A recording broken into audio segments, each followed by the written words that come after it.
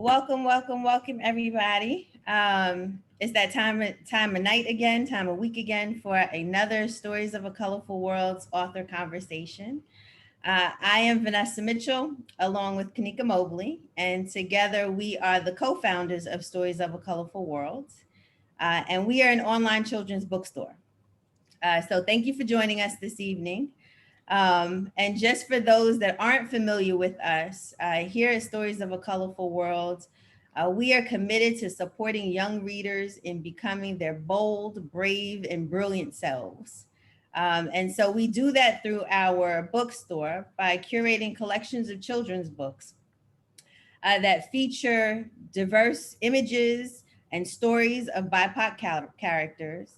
But also we want to highlight and amplify the voice of BIPOC authors. So those authors that create these stories. And then lastly, we just want to help cultivate children's love of reading. So tonight we have the pleasure of having one of those authors. And so I'd love to introduce Vetta Shanell. And Vetta is the author of two books, Little Black Girl and Little Black Boy. So thank you, Vetta, for joining us and accepting our invitation for the conversation. Thank you for inviting me. Yes. So we will not hold up anything. We'll get right into it. So maybe I'll just open it up to you for you to just tell us a little bit about yourself. Well, again, I'm Vetta. I'm originally from Baltimore, but now I live in Atlanta.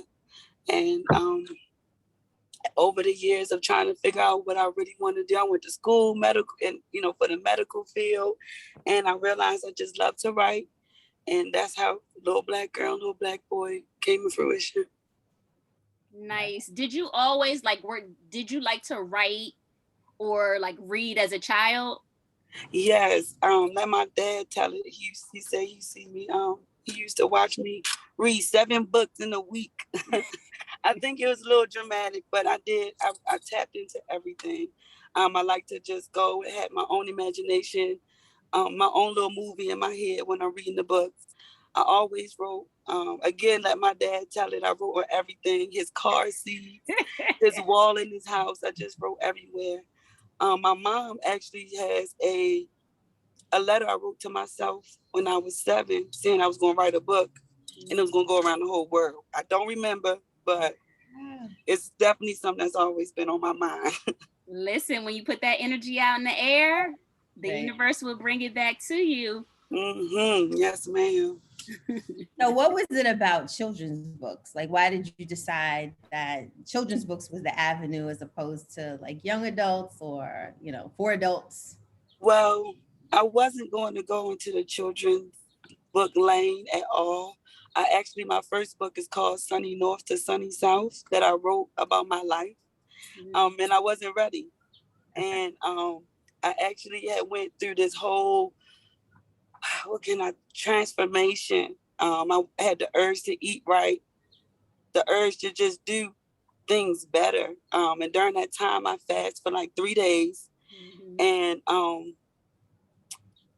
I woke up at 3 a.m. and wrote something down. I say something down because it wasn't until a week later that I remembered that I wrote something.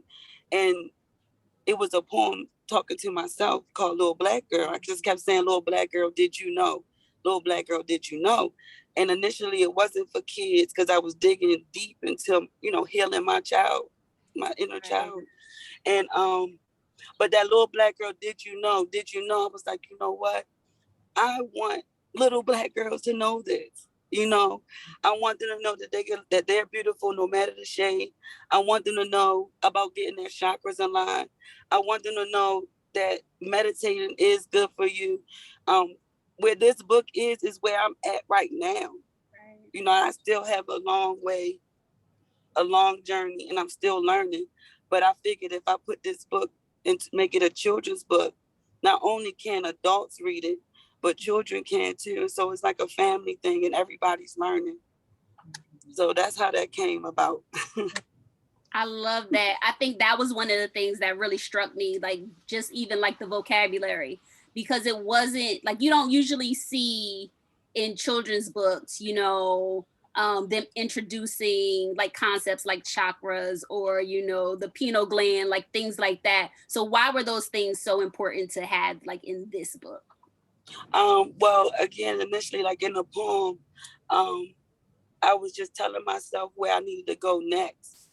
From doing so much research and unlearning and relearning, it just kind of just popped into my universe. It wasn't nothing nobody taught me. It just came to me, you know. And I thought it was very important because it's something that we don't learn. I was taught that the third eye was evil, and as I got deeper and deeper into it, I learned that that's our pineal gland, and that's where the serotonin, that's how we dream, that's how we imagine. It's a very important part of our bodies, and we must keep it clean, and we must meditate, you know, to crack it open. Mm-hmm. I even say for like little Black boys, like you have some powerful affirmations in the book. Yes. You know, that's the one thing I think that really touched me because, you know, you're talking about your kings and, you know, so what was it about for children and for Black children, Black boys and girls that made that strong message so important? Well, when I wrote Little Black Girl, again, that came from my soul. Mm-hmm. I was like, you know, little Black boys need to know this too. I'm not a man, so I reached out to the men in my life that I look up to, that I like when they speak, I listen. And I got some pointers from them and a couple quotes. A lot of the affirmations come from them as well. And then I think about the men that we all look up to, Malcolm X, Muhammad Ali, Kobe Bryant, Martin Luther King. And I'm like, let me put those in there as well. Bob Marley, so that they will know that, you know, as a man, you are beautiful too. And you deserve to be loved as well. And you deserve to know, you know. So that's where Little Black Boy came about. And those affirmations. Mm-hmm. I'm like, they have to get this message as well. And it's a little thicker because of that. You know, I just feel like they need a little bit more love. Absolutely. I love that there's like the narrator talking to the readers, but then it switches kind of like to the affirmations toward the end. So it doesn't feel like, you know, just your typical like inspirational book, but it was almost like instructional too, because like in Little Black Boys, it's like grow your own food, start your own business. Mm-hmm. And like, what were those things that you wanted to make sure that, you know, young boys and young girls really like get out of this book? That is not is don't be afraid to be yourself. That's the main thing. We have this, what they call, a lot of humans go through it. It's what do they call it? Like imposter syndrome, where some people don't even know that they're doing it. And you know, you're trying to look like this and you're trying to be like that, when really you just, you know, when you meditate and you learn, you unlearn and you relearn. Sorry, I done lost my thought. What was your question? I apologize. No worries. I had got thrown off.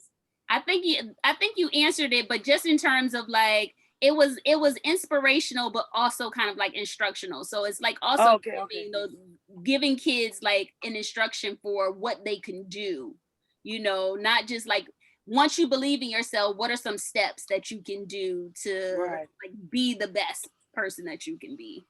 Right. And right now I am not growing my own food. It's something that I aspire to do. So I wanted to put it in the kids' heads right now. So, you know, you go to Walmart, you go to the grocery store, you go to the market. Hey, Mara, look, can we get some onions? Can we get some tomatoes?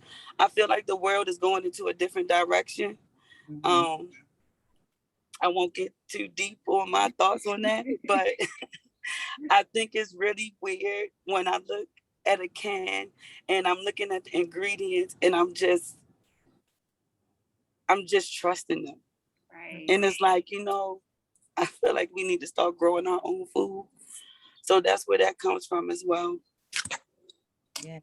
And it creates possibilities too, right? That you can be your own producer of food, right? Like you don't have Right. to go to the grocery store to pick up things. So when you decided to put pen to paper, so we know how little black girls and then little black boys. So you put pen to paper, but how did the book actually come to fruition of getting like the illustrator to create images that mirrored the words on the paper? So how did you bring all of that together? It was a long process. Again, all of this is self-taught. So, but my illustrator, okay, so my illustrator's in London. Her name is Alexis Nielsen. She's a Black woman as well. I actually got on one of those platforms where you can look for people to help you out, like illustrators, writers, ghostwriters, editors. And I put out there what I was looking for, and she actually did the cover to my first book. And I didn't put that out. So I was like, can you help me out with, with this? I'm not a good drawer, so I found someone to sketch it, another young lady named Jalea. So I told her what I envisioned from the words. She sketched it. I sent it to Alexis in London, and she put it in a digital form. So without them, I really wouldn't have been able to really bring it to life. I didn't need to do any changes. They knew exactly to the T, based off me explaining what to do. So that's how that came about. But it wasn't an easy process the first time. But once you do it the first time, it gets easier and easier. Absolutely. What are some lessons that you feel like you learned from Little Black Girl that you took into Little Black Boy? Good question. It definitely made the process easier. Definitely, I had a moment where someone came into my life and said, I like your Little Black Girl image. Can I buy it from you? I'm like, okay, we can work together. I don't know about buying it from me. And they was like, well, I'm gonna just get something that looks a little different, but the same like yours. So that right there made me say, okay, now I need to go into trademarking. Now I need to go into copywriting. So those I learned during the way on what I needed to do for my next book. So it made it a lot easier. But that's one of the lessons that I did. Make sure that your work is original and is yours. Go through that process, do the copywriting, do the trademarking, make that investment, because it's really important. There's people out here that really want to take your idea and try to make it their own. But it's only one original, so I had to authentic voice. I really had to because I went kind of crazy, like, oh my goodness, I don't know what to do. But like I said, again, that's one of the big things that I learned. And also that I feel like we share the same consciousness. So someone may come up with the same idea as you. So I seen a book that kind of looks similar, and I kind of panicked as well. And I feel like I had to go through that to know that, people may have the same type of going the same path as you, right, but you as a person makes it different. I hope that made sense. Absolutely. Because there's so much room for, like, there are so many books that have the same concept, but everybody's voice is different. And so, you bring something to it that's much different. Like I said, there are other inspirational books or other books that have affirmations, but you also have like instructions for like things that you can do. You also have the glossary and like all of those things. So you bring something to it that other authors may not think to or haven't been their experience. So there's always room for more people at the table. Yes. Totally agree. We're represented anyway, right? So we've got to bring more. There's more content that can be brought to the table. Absolutely. Right. It doesn't need to be competition, because there's still so much room for room for us. And it's the authentic voice. I mean, that's what I heard when I read the book, was just the Appreciate that. authenticity in it. So it came through. If that's what you were looking to do. Yeah, Absolutely. I didn't know, what this would become, but I just knew it was something I wanted to share with Yeah. with the world and the children around me. Yeah. So yes, I appreciate y'all. Absolutely. So what has been the reception to the book, like from kids, from children that you know, or adults, Um, how people received it? um, a lot of the kids, they gravitate toward the cover. Mm-hmm. Um, the parents, a lot of the kids that do like the book, their parents are into chakras. They're very spiritual, so some of them already kind of know what's going on. But my biggest surprise was when the older women, that's even older than me, come to me in tears. So when that happens, because it's happened, I don't say I hope a lot, but it has happened more than once. That's when I'm like, okay, I'm walking in the right path. I'm doing what I'm supposed to do. Because again, everything is off limb. I'm just like, okay, all right, what I do next? Do my research. Okay, this is what I feel like. I'm just going off my intuition. So that's my biggest shock, and that really makes me feel fulfilled when I do see those tears, and I want to cry with them too, because that's what I did when I read it to myself. I'm like, oh my goodness, I wrote this. The ancestors came through me. I don't even remember. Yes, that's when you know you are walking in that purpose. Mm-hmm. So you talked about wanting to, not only for kids but also for families. So like, what do you have any tips for parents who want to use this as a tool for like inspiring and motivating their own children, or even teachers too? I say just to read it every day, and if you can't, like sometimes when I'm feeling down, or feeling like I just can't, I'm just over it, I'll read it, and it will just bring some light back into me. Even if it's just a little light, it helps me say, okay, I'll keep going. So just reading it every day or every night, as a story, I feel like will improve the thought process, period. Any positive that's repeated daily, it redo what's the word I'm thinking for?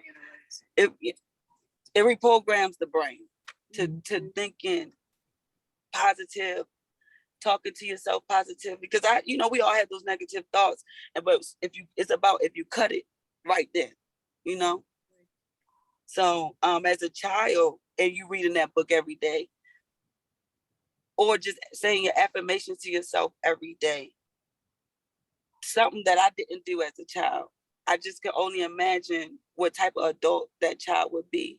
I'm not saying they would never have negative thoughts, but they'll be able to cut it short quicker, instead of going through all the stresses and the burdens and the trauma that we went through. This book, what I'm not saying will take it away, but maybe help them get through it better than we did. We have to bury it, and now we living it in our adult lives. Mm-hmm. As a child, if you go through that and you're able to deal with it, meditate, and be at peace with it, then you won't grow up with the environmental PTSD and stresses of the little stuff, So that's what I think that, if they put this into their routine, I feel like it will have a big positive impact on their child and as well as themselves. Yeah. It's so relevant, right? Because the conversations about mental health and the fact that it's getting such a big platform now to talk about, the emotional PTSD or the traumas from prior generations that just get carried forward, and even just being able to speak to it, but to have some tools. As a child, you don't know, Right. we are figuring it out as adults, but just knowing that there are tools that are accessible to them too, that parents can talk to them about and use. I definitely think it's timely. Yes. It's timely that this book is here. So what advice would you have for authors that have an idea, have a story, have something they want to put down? What would you say to them as they embark on the journey of bringing their books to fruition? I would say get the book done. Some people think about the money and things like that. Don't even think about that. Write your manuscript, get it done. And whatever comes to your mind, write it down. Don't think about how I'm gonna get the cover together, how I'm gonna get the editor. Just get the manuscript done, and then all of that will come into play. Doing your research. Okay, what's my next step? Look at another book. What do they have that I didn't think about? Oh, I need a barcode. I need an ISBN number.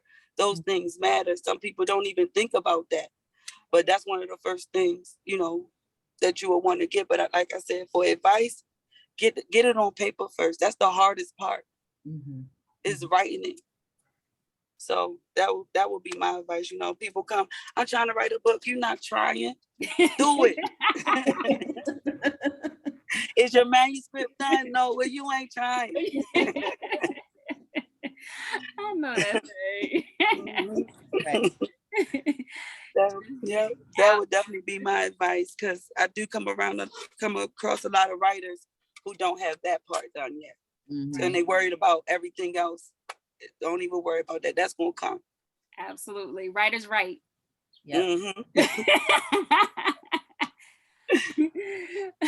So what does diverse representation in children's books mean to you? To me, growing up, everything was about how Black people were just down. They never talk about when we had happy times, even the slave movies. They in uproar, they fight back, but guess what? Everybody still died. It's like there's nothing uplifting Black people when I was growing up anyway, like what I would see. My mom made sure I had Black dolls. Didn't realize it till I got older. She made sure, like I was looking at my old children's books, she made sure I had Black children's books.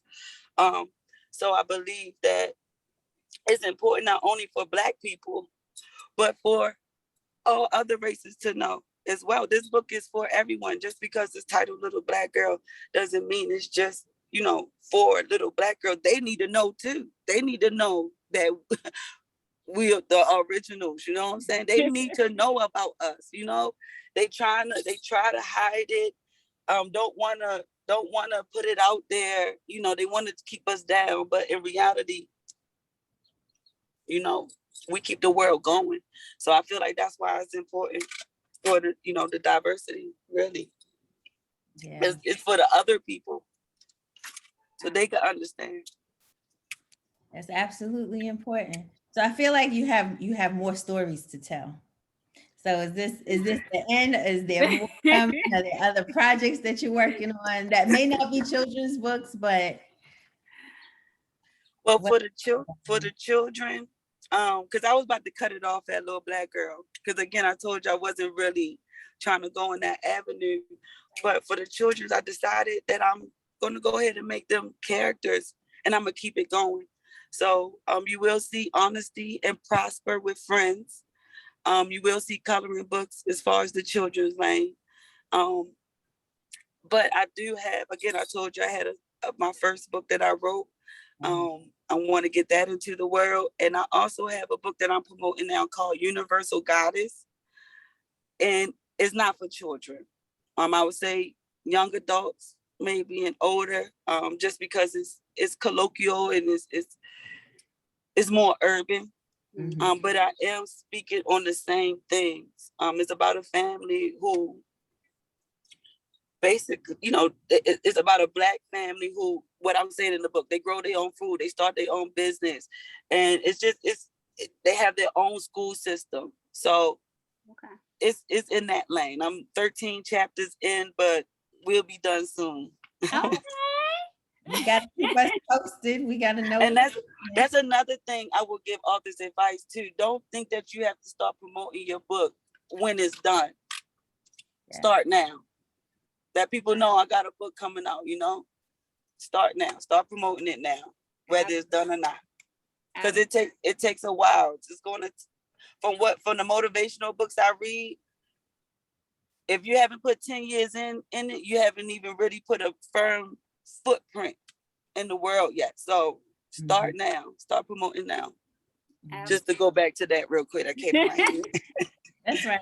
What do you kind of like, because you're doing kind of like young adult, you know, adult, and you have these children's books out in the world, is there one that you kind of like gravitate to more? I'm a storyteller, so I gravitate more to the big chapter books. Like I like to really get in detail. I'm a detailed person in my regular life. Some people's like, girl, you just too detailed. I can't help it. So I gravitate more to the stories. I'm glad that Little Black Girl, Little Black Boy is out, because then you get a little sense of my inner self. Mm-hmm. I'm more of an introvert anyway, so you get a little, where I'm trying to go, where I'm going, not trying, but where I'm going, my journey, my process, how I process things, what I'm trying to do, like in the future, as far as myself. Like that book lets you know like what direction I'm in. So I'm glad that it is out. But like, to answer your question, I gravitate more to the stories, to the urban. Yeah. So that's what you'll see a lot more of as well. Okay. So are you reading anything good now? What am I reading? I'm reading I'm reading a lot of motivational books. I'm not reading any stories as of now. Let me trying to think of one of the motivational books that I have been reading.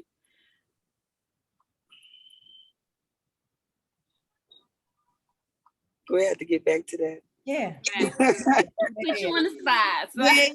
Sure did. I do just to hear. Yeah, just to hear what other people are reading. Like it gives me inspiration of. Okay. One just hit my head. It's called what is it? Something about habits. I can't even think of the author right now because I'm listening to the audio book. But it's about changing your bad habits. Okay. And it's something that I told myself I need to listen to every day, which I haven't been. But it's really motivational when I listened to it the first time the whole way through. It just because we all have these bad habits that we do daily. So that was something that I picked up and that I'm actually listening to. But again, like I said, I haven't been listening every day, but I should. Okay. So every month we have a new theme, and our theme for July is adventure. Mm-hmm. So is there a quote or a phrase or a word that that you think of when you think of adventure? I'm be honest, the first word that came to my head is freedom. When I think of adventure, because whenever I want adventure, to me is not planned, so it's just like you're just free. I plan on having an adventure real soon. Don't know when with all this COVID and stuff, but right. I need some adventure in my life right now, some freedom. Yeah. I think we could all use a little bit of that. Yes. We could all use a little bit of that. So just because I want people to know where they can get the books, how they can follow you, how they can keep up to speed with your projects that are coming out.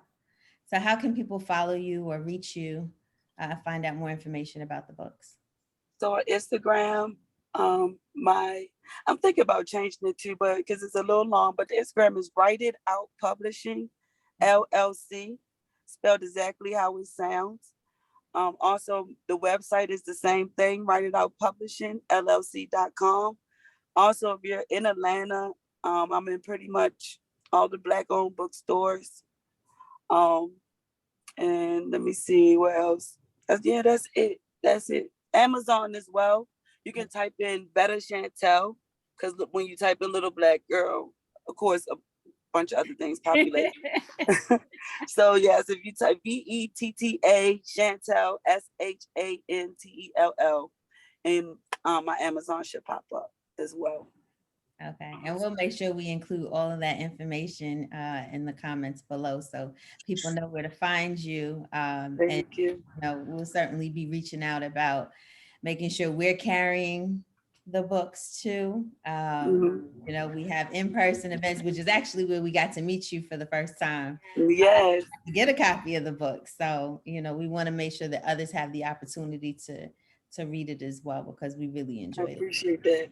Absolutely. I appreciate that. Yes, and I thank y'all again for having me. This is my first time ever doing anything like this. You did excellent. I appreciate it. I appreciate it. We are so grateful to have you on to share your voice and to share these books with the world, because like you said, there are other books out there, but only you can tell your own story and to give it the voice that you have. And so we, hope that we can use this as a platform to make sure that authors like you can get their books heard by other people and like in front of people who actually, are looking and thirsting for books for their kids like this. Yep. Yes, and I appreciate you guys really for even having this platform. Not too many people are supporting me becoming an author. I'm like, there's nobody for me to look up to. So when online with like people like you and Vanessa coming together to give us that platform, it helps us with the next step in life. So now that I did this, y'all done bust that bubble for me. It's like, okay, I could do some more interviews. Who else want to talk? Absolutely. The more voices, the better. Yes. So thank you again. Thank you for sharing with us, sharing your journey with us. And thank you for everybody who is watching this either now or in the future. We will definitely put in the links, all the information, so you can follow Vetta Shanell, or you can find her website and her Instagram page. But you can also find her on our website, www.storiesofacolorfulworld.com. So you can come to our website, subscribe to our newsletter. You'll find out, Vanessa just talked about, we are not only online, but also we go to in-person events, which we have one coming up this Saturday. So we will be in Atlanta this Saturday at the Atlanta Indie Market's Christmas in July event. And so it is a family-friendly event, back to school. So they'll be giving out like back to school supplies, things like that, tons of vendors, but it's going to be at the Apex Museum. So this Saturday, July 31st from 11 a.m. to 7 p.m. At 135 Auburn Avenue. So we will be at Atlanta Indie Market this Saturday from 11 to 7. We'll have plenty of books on hand, so make sure you come out, bring the family. It should be a really good event, and it looks like it's going to be a sunny day. It's not going to rain. That was beautiful. Yes, it's Juneteenth. It was raining. I know. We've been watching the weather every day, like, all right, 30%, 30%. So we're hopeful that it's going to be a beautiful weekend. We'll be there on Saturday. And we are actually going to be, so for next week, we are actually going to be moving our conversations to IG Live. Okay. So you can find us next week, same time, 7 p.m. Eastern Standard Time on IG Live. And our IG handle is Stories of a Colorful World, but world with no O. So Stories of a Colorful World, world with no O. We'll make sure that we put it in the link. But we will be moving our author conversations to IG Live. So we hope to see everyone, but we'll still be posting them on Facebook and still be posting them on our website. So make sure you go to www.storiesofacolorfulworld.com. And we thank you so much, everybody. Thank you for coming, Vetta. Thank you. Thank you. And we'll see you next week. All right. Have a good one. Peace, y'all.